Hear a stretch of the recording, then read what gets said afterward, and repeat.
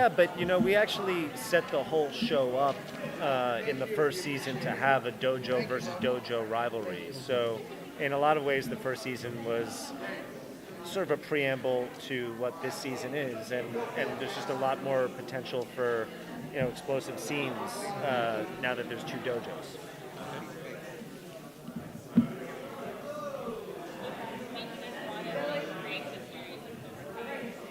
We all were just enormous fans of The Karate Kid as children. We didn't know each other when the movie came out. Separately, fell in love with it like people all over the world. And as we became friends in high school and then met Josh in college, we bonded over how much we love these movies. And especially as we got older, we got more and more fascinated by the Cobra Kai dojo, this teenage karate gang that's terrorizing a school.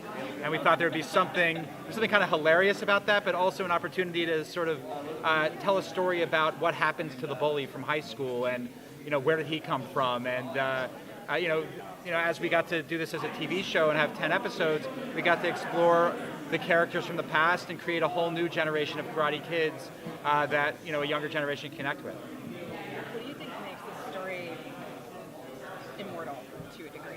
Because it's still, I feel like the movies are still extremely relevant despite celebrating the 35th anniversary. There's so many themes in that original movie that are just, universal themes of bullying, of, being a new kid in town, of needing a father figure or someone in your life that give you that guiding light, to just being a teenager. There's so many things that you can grasp onto in that, and that's kind of what we really tried to bake into the series, is that if you're a teenager watching this show, you're getting a different experience than if you're somebody who's 30, 40, 50 years old, who lived through that and is dealing with things like parenthood and having to get uprooted and being that new kid trying to figure things out. There was just so much richness in Robert Mark Heyman's original story that made it last for all that that time, where it never got stale. There was always something about it that felt like, yes, that's pure.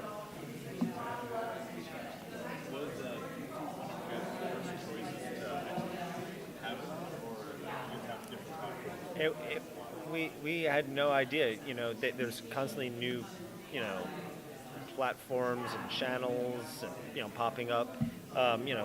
We've been around long enough to remember Netflix, as an early player, and you didn't know what they were, and now they're huge. So when we came out with the show, we just said, hey, let's take it out to the town. And YouTube, was actually one of our first pitches, and we probably didn't think that they would be the ones, but they, in the room, were very passionate about it and said, they started selling them to us, and said that, you would be our house of cards, you would be, our flagship show. You could have an entire first season. We didn't even write a script yet, and you were able to get an entire season. And then when you go to the other places that are, maybe more established, they wanted it, but nobody had nobody was willing to take the, go the full mile that, that YouTube was. So it became an easy decision, and so that's where it is. The show is clearly Emmy quality, but it could be argued because of the platform, it's not going to get into the awards race at this particular time. What would it take? Would it take a seismic shift in the industry, or would the show just have to be extra brilliant to make that leap to the awards? I think it. Obviously the Emmys and Emmy Awards, there's a lot more that goes into it than just sort of like the work that we put in as creators and making a show. I think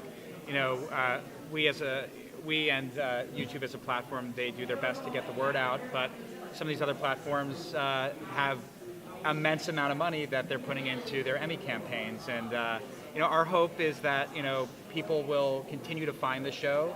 Season 2 is explosive. It's got everything people loved about season 1 and then some. The performances are amazing. We did have an Emmy nomination with our stunt choreographer last year, and our stunt choreographers this year blew it away. If they don't win an Emmy, it is a travesty with the work that they did. But at the end of the day, we just, we're hoping that, the fans, the press, the reviewers, that everyone is talking about it and using the word Emmy in their articles, and hopefully it'll lead to that.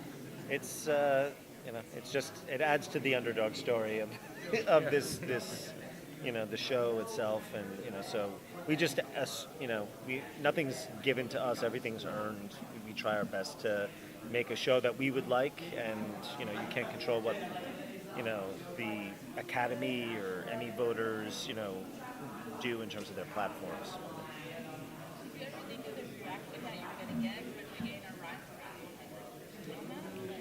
around? We worked so carefully to make this show as perfect as we could. I mean, nothing can ever be perfect, but as 3 fans who grew up with Karate Kid, and as 3 writers who had spent a considerable time in the industry, writing television and movies, we knew we could bring our collective, dream team strength to something we really loved and put our heart and soul into it. You can never control, what somebody's going to like. Taste is subjective, but we wrote a show that we as Karate Kid fans felt stood up to the original material and made a lot of sense to where those characters and storylines would be in the 2018-2019 world, and we were just as overwhelmed as everybody else was that I guess we got it right, and we're thrilled about it. You said on stage the movies are canon. Does that mean Jaden Smith has a part of your franchise? Oh, not that one. That's out of canon. It's only because that was canon. that was a remake. We call it the Miyagi verse. So the movies that had Mr. Miyagi in it, the first 3 Karate Kids and the next Karate Kid, are the canon. And we consider the Karate Kid with Jaden Smith to be a remake of the original. That's a It's separate outside universe. the universe. Yeah. So to follow up on Alexandra's question, Hilary Swank should expect a call. She might, I mean, anybody. It's possible if you were in one of those movies that you're on in our brains. If you still get a residual check for any of the first 4 Karate Kids, there's a possibility that a phone call might come at some point.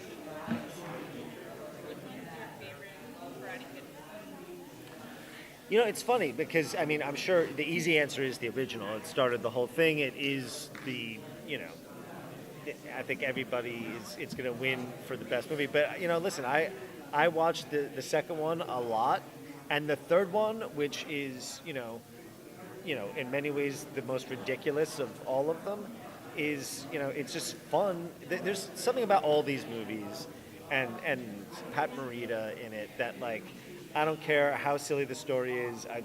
I want to believe, and so that's why you'll see some references from Karate Kid 2 and Karate Kid 3 in our movies. We want to, or in the show, we want it to feel like this is a continuation, like they missed this. As storytellers, Karate Kid wins that battle. As Cobra Kai fans, it becomes a difficult decision because 1 and 3 have such rich, at times ridiculous Cobra Kai stories that once we decided to accept the Miyagi-verse as our playing field, Karate Kid 3 just gives you so much material in terms of the history of the Cobra Kai that it's difficult to ignore the history.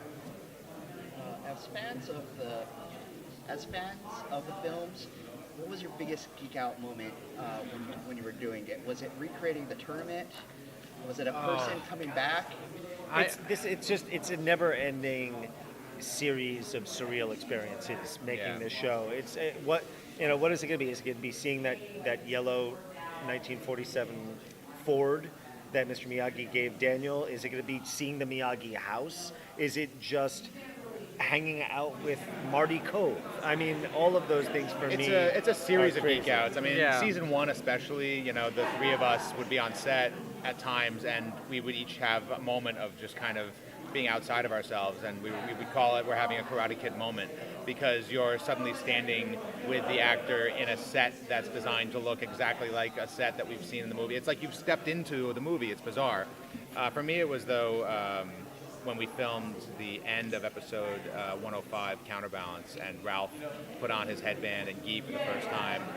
That was maybe the first or second time Ralph's ever put on the headband and gi since the movie. And he was doing kata, and we knew we were going to have Bill Conti music with it, and there was just something goosebumpy with Miyagi in the room, with the imagery and everything happening that was just completely out of body. It felt like okay, we are we just won the lottery. Like, what happens next? Yeah, there were so many huge moments. For me, I remember it was my 40th birthday, and I was in the middle of the woods with, Daniel and Robbie doing kata, with the beautiful lake, and just sort of watching that. I remember it being we got there really early in the morning, and it was a little cold, and we were there and just seeing the beautiful nature.